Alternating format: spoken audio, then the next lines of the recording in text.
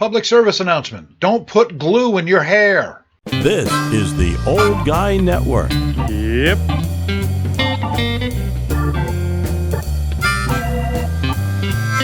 Welcome back to the Old Guy Network. I'm the Old Guy, the OGJ. It's a beautiful day in the trailer hood. I'm glad to have you here with me today. And I am taking a little bit of a break on going out into the shed because, well, it's pretty damn cold here. It's February, and I'm in the Great White North, so I've got just a limited amount of propane, so I got to really make it count when I go out into the shed. I got to have a couple of different projects or more to do. So I'm taking a little break, searching around the interwebs, looking at interesting things to do later, maybe some unboxings, looking at tools, looking at different projects to build, and I came across something else that I didn't think it was real. And I did a little more research and I found out that it was. And the whole point of this is really common sense. And common sense seems to be uncommon now. We can't really call it common sense anymore. If you have common sense, you've got like a superpower and you should use that for good instead of evil. But as we take a look at the New York Post, a Louisiana woman who went viral after struggling, thank you, I gotta have more coffee. After struggling to remove Gorilla Glue from her hair, claims that neither the hospital nor the company's advice helped remove the hardened adhesive. And now, surprise, surprise, she is considering a lawsuit. Okay, first of all, Gorilla Glue, great product. Use it all the time. Not a sponsor. Wish they were. I could use the money. But they make wood glue, they make tile adhesive, they make all kinds of different adhesives, and it's wonderful stuff. They do not make hair care products. And I can't believe there's somebody on this planet that would think this would be okay to put on their head. But that's okay.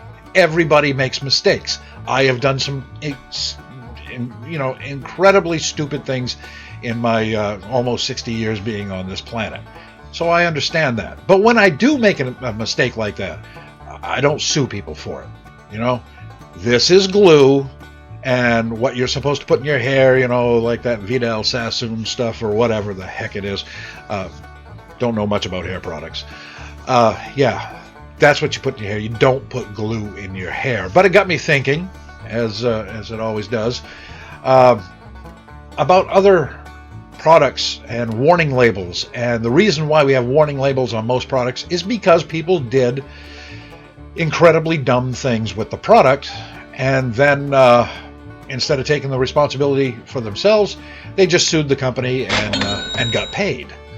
So we're going to take a look at some of these. There was actually an article done last June from Reader's Digest. This is their research. These are their graphics.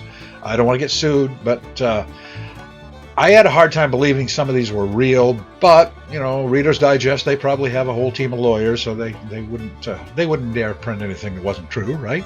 I wouldn't think so. So the very first one that we're going to look at is this. That's a brass fish hook, and harmful if swallowed. Isn't that the whole point of a brass fish hook, of any material, is to get the fish to swallow it, not the fisherman? But somebody did, and they probably got a good chunk of change for it. Pepper spray. Warning, may irritate eyes. There again, somebody went to the dollar store, saw one of those little keychains with the pepper spray on it, probably, and shot themselves in the eyes with it, and then complained, and probably sued them and got some money. Yeah, pepper spray hurts your eyes. If you've ever been sprayed with pepper spray, and I have by accident, I was actually spraying somebody. I was working like a crowd control deal back when I was much younger, and the wind changed, and I did get it in my eyes. And yeah, it hurts. So, but I knew that going into it, and I did not sue the company who made the pepper spray. All right, every day I struggle with this. When I have my cup of coffee, I really want to just dump this in my lap right now, but because I read this label, I'm good to go. Avoid pouring on crotch area. And this comes from a lawsuit back in the late 70s, early 80s. Can't really remember. It was a food chain a fast food chain. I'm not going to say who it is. Don't want to get sued. They apparently somebody bought a cup of coffee, spilled it on themselves, got third-degree burns, sued the company, got all kinds of money. It was very, very well publicized. And then, they had to put warning labels on all the cups. Now, that's a little misleading because the practice of that particular fast food restaurant was to not just have a hot cup of coffee. They had the hottest cup of coffee. It was almost boiling when they made it. And the reason why they did that is so the cup of coffee would stay hot longer after you took it out of the restaurant. And now we just put, the little protective sleeves and stuff on there. So they did change that. That one really wasn't that bad, but still, I'm not going to pour that on my crotch. Never use a lit match or open flame to check fuel level. This should be amended to never use a lit match or open flame to check fuel level unless you want to explode. Everybody knows this. Really, do we have to put this on there? This one makes me giggle. I've never seen this label on a hairdryer because, hairdryer, lack of hair. But I have seen it on a curling iron. My first ex-wife showed me the label years ago that said do not use while sleeping. And apparently what happened was somebody used a curling iron to try to warm their bed up before they went to bed at night. And it caught fire, and they sued the company, and now they have to put dumb labels like this on their products. Don't know where this comes from, don't really care. This is just idiotic. Not intended for highway use. Yeah, I can see that. There's no seat belts in it. You got to have seat belts if you want it on the highway, right? This... Don't store your kids in the dishwasher, okay? Do not allow children to play in the dishwasher. I don't even know if they'd fit in there. If you took the racks out, maybe. But this actually comes from a very serious lawsuit back in the old days when refrigerators had locks on the handles. They had, you'd close it and it would lock tight. And if you had a discarded refrigerator outside, kids would climb inside, lock themselves in, and they would suffocate. And that was a horrible thing. That's why they had to start putting labels on things like refrigerators and apparently dishwashers too. Now, thankfully, unless it's a commercial refrigerator, household refrigerators, they don't have locks on them anymore. They just have magnets, so kids can get right out of them. And you should probably teach your kids not to get into things like that anyway. This one I just thought was funny. Use like regular soap. Okay. We don't even have to talk about this one. This one, I've never seen it on a drill, but I have seen it on a rotary tool, like a Dremel type tool.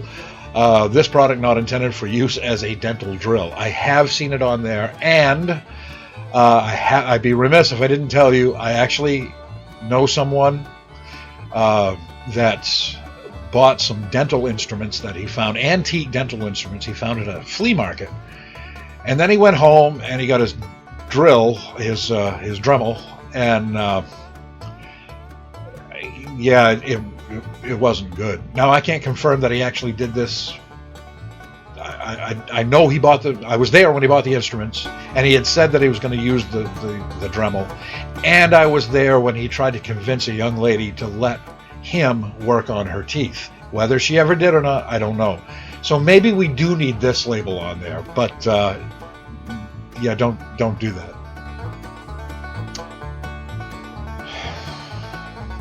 I'm not going to read this one. You can read it for yourself. There is no way we should be putting this label on anything. If you don't know this by now, no wonder we're in a pandemic. This product moves when used. Well, that's helpful. That's the reason why you bought the damn thing, isn't it?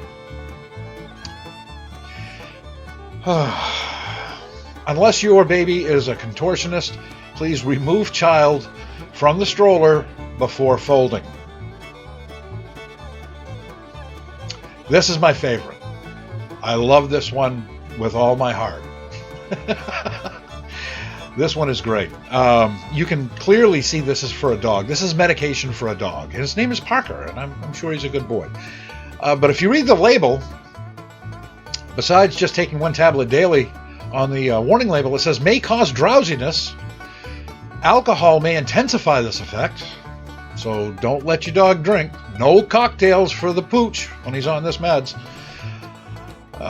Use care when operating a car or dangerous machinery.